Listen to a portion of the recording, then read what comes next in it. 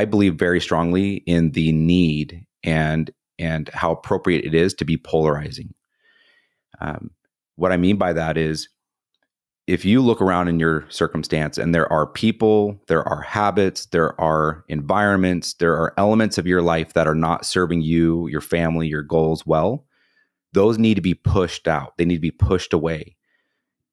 There's a saying out there that blood is thicker than water. And a lot of people think and misunderstand that to mean that if I have a relationship with somebody, even if it's toxic and it's a bad relationship, and I am worse after having be with this person than I am without them, but they're family, so I've got to stick with them. That's not what blood is thicker than water means. The actual saying is the blood of the covenant is thicker than the water of the womb. And so when I tell people and talk to people about being polarizing, even if they're family, if they are bad for business and they are harming you achieving your goals for yourself, your family, your future, they need to be pushed away. And on the opposite end, just like a magnet, you start pulling in the people, the circumstances, the habits that start aiding you and guiding you and helping you achieve those goals and that health and the impact that you're wanting. Now, when you're in a married relationship, the problem that can arise, and I have seen this happen, is when one person goes on a journey of personal development and the other person does not. You made the comment earlier that there's really never a point where we arrive, right? There's never that point where we find ourselves at a place where, like, this is the best version of ourselves. That just doesn't exist. If we're willing to continue doing the work our entire life, we will always have room for progress and to become a better and better version of ourselves. Bruce Lee, once said that, be happy, but never satisfied. And, be happy with the work, be happy with the progress, but don't ever get satisfied, because that can lead to, taking your foot off the gas pedal and losing momentum and, eventually becoming, mediocre. So got to keep your foot on the gas pedal. But if you have one person that is going down this path of progression by way of personal and professional development, the other is not, this gap begins to be created. And as that gap widens and one person is seeing new opportunities and experiencing, new and exciting things in their life, and they're looking at the others and they're thinking, man, they're not doing their part, that's where problems start to occur. That's where this wedge is present, and one person starts to feel like the other is an anchor and taking all the wind out of their sails, and the other person is looking at their spouse and thinking, well, they think they're better than me. Now they think they're more important than me. And this, on both ends, their passive aggressiveness starts, and resentment starts to kick in. And then, the gap widens to a point where you can't reconcile now, because now you're just two different people. And those, you listed infidelity and some reasons for divorce. Well, sometimes it's a matter of we just become completely different people because one person went on a journey and the other didn't. And whose fault is that? Is it the person that didn't pull along the other along with them on the journey, or is it the one that refused? But either way, if the outcome is not good if one person goes and one person doesn't. Yeah. Is that where you decided to add in that third pillar of relationships? Because you've been helping entrepreneurs for so long, and obviously an entrepreneur yourself. I always wonder, you'd mentioned that love, like, potentially there's a component that's about love. And I used to think that. Mm-hmm. I think love is what gets you in the door. There's that excitement. Mm-hmm. But I think governing principles and a bigger mission and vision that can be like an ethos, a family ethos of going up against the world is hard. Mm-hmm. And other people are annoying. And there's, Stan Tatkin talks about how nothing is more difficult than another person. Yeah. I would agree with that. As soon as people become deep family, where there's a deep commitment, whether it's deep family, a really close friendship, where it is a non-negotiable that you are now in it. Mm-hmm. And I think that the division that you're talking about is profound because initially it takes a year to start seeing bad behavior in a new relationship, Mm-hmm. Mm-hmm. right? Yeah. The Yeah. statistics are it'll be about a year before you start to see some of the bad behavior. And at that point, novelty begins to diminish.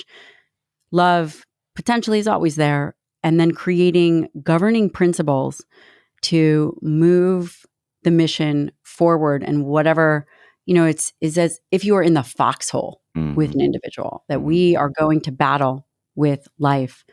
And when you are working with individuals or even in your own successful marriage, have you put together governing principles? For example, you don't threaten the relationship, you know the vulnerabilities of an individual, you have the playbook on each other. What is a way that you create this secure attachment so that you can go and become this successful individual, and this successful individual that, again, I know you behind the scenes, right? In the way that I know the individual that you are. So you are not an individual that is presenting one thing to the world and then is something else. Mm-hmm. Yeah. And that this is one of the things I love about you. Yeah. Thank you. Um, your spouse is the one person that you choose to do life with. Um, our kids, we may choose the time to have kids. We don't get to choose boy or girl or hair color, eye color, you know, At least not now. yeah, right. In the Maybe next future, year. yeah, well, yeah, Yeah. we'll see, which will be really scary. But our son was a month early um, when he was born because he decided to flip and go footling breached, and our doc said he's not going back. Foot's in the birth canal. My wife went in for an emergency C-section, and here we were, parents, a month earlier than we had thought we were going to be.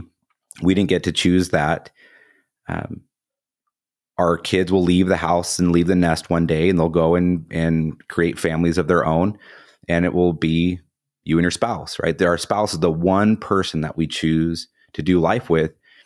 And what I have seen happen is there becomes this element of slipping into the temptation of just going through the motions.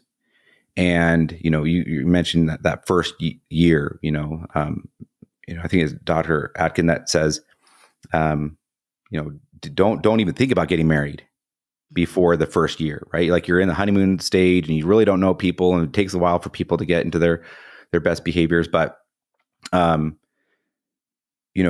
people slip into this just going through the motions, and there's so many different things that need to be done. And so, who's picking up the kids, and what do you got on your calendar and this calendar? And then being married stops being exciting. It stops being fun, and it just becomes like a thing. And now the person that you've chosen to do life with ends up becoming somewhat of a business partner, or a colleague. And that's where that connection starts to change in a way that there's problems that are introduced. My wife and I have non-negotiable core values, and those core values are the lens that we look through when it comes to how we approach life together, and how we are going to set our goals. And every year we do an annual goal setting meeting where just her and I will leave for the weekend, and we determine what is it that we want to accomplish this year, as a couple, individually, and as a family. And that alignment is really, really important. Um, having clarity as to what you're going to achieve together and how you're going to achieve it is essential, on top of the fact of recognizing what what are her zones of genius? What are the things that she's naturally gifted at that I'm not, and vice versa? And how can we use and leverage those gifts and talents to aid and support and help accomplish our goals, and to develop, what's commonly referred to in, the military special operations as a force multiplier? How do you go from having just 2 people in the relationship to having 10? And that is by understanding what your zones of genius are, what your goals are, what your deficiencies are, knowing what your spouse's zones of genius, goals, deficiencies are, and how to leverage them to work together. I think there's a lot of couples out there who they don't, if you were to ask them, what are your spouse's goals? What are they really truly passionate about? What do they want to accomplish? They couldn't tell you. They couldn't tell you specifically. And if they tried and you were to ask the spouse, they would say they were incorrect, right? And imagine how much opportunity and what's being left on the table if you don't know your spouse's goals and what it is they want to accomplish. How are you going to help them achieve what they want to accomplish if you don't know what they want to accomplish? So it is much more about love. You can love somebody very deeply, and they could be that person for you. But is there more that can be accomplished by way of force multiplication, by doing life with the person that you chose to do life with?